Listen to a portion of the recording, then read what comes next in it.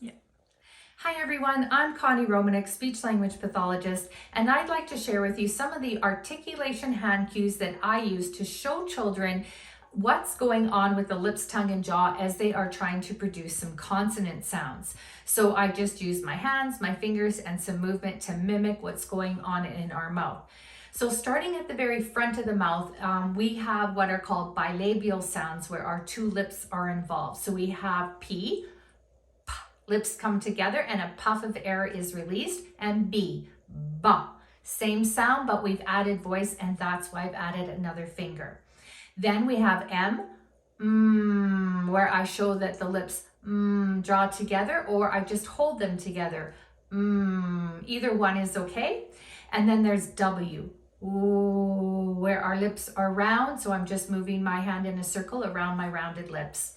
Then we move a little bit further back and involve our teeth in some sounds. They're called dental sounds. So we have F, where the teeth are on the bottom lip, and V, same movement, but we've added voice. We have voiceless TH.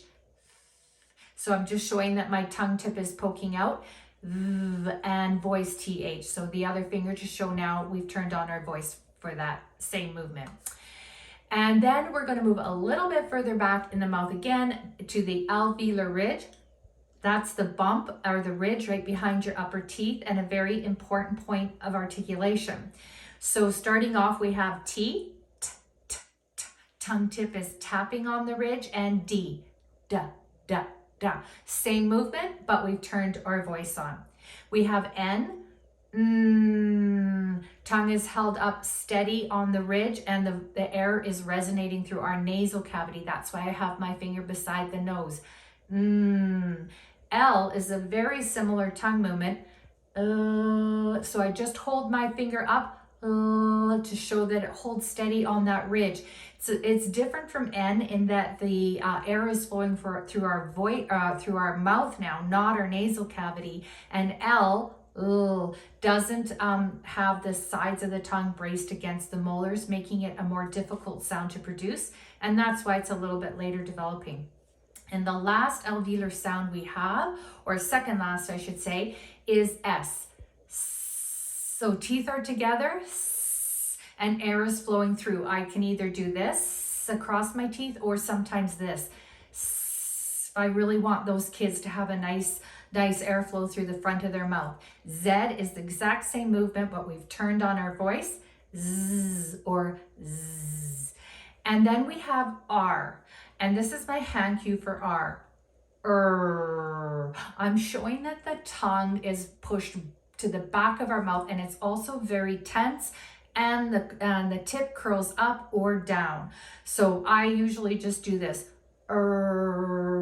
and show a lot of tension. The tongue is back, and the tongue tip might be curled up. And then we move just a little bit further back, kind of behind that ridge, or at the back of the ridge, to what we call our palatal sounds. We've got sh. So you'll feel when you make s, sh, you'll feel that the tongue tip is a little bit further back, and then where the tongue tip is tapping on the back of the ridge now, not on the very closer to the front of it, and j, j, same as ch, but voiced, j. So I've added another finger. And then we've got our velar sounds. At the very back of our mouth, we have K, k, k.